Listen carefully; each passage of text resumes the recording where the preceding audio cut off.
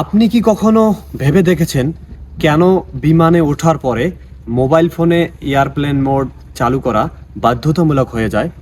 এটি বিমান চলাচলে নিরাপত্তার একটি গুরুত্বপূর্ণ কারণ, যা আমাদের সকলেরই জানা থাকা উচিত। প্রতিবার যখন বিমান আকাশে ওড়ে তখন এটি বিমানবন্দর ট্রাফিক কন্ট্রোল টাওয়ারের সাথে সরাসরি কানেক্টেড থাকে।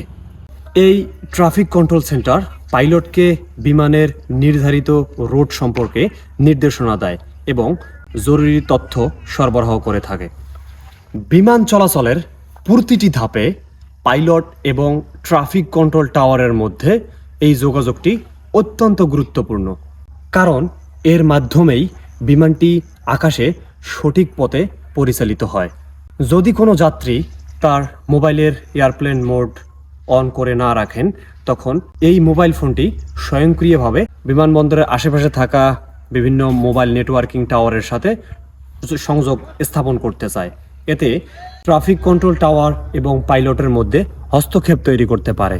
এই জন্য মোবাইল ফোনটি এয়ারপ্লেন মোড অন করা বাধ্যতামূলক হয়ে যায়।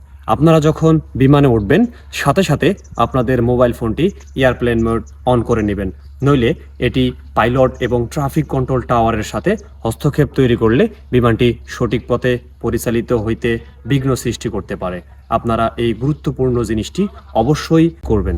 বিমানে ওঠার পরে অবশ্যই আপনারা মোবাইলের এয়ারপ্লেন মোড অন করে নেবেন।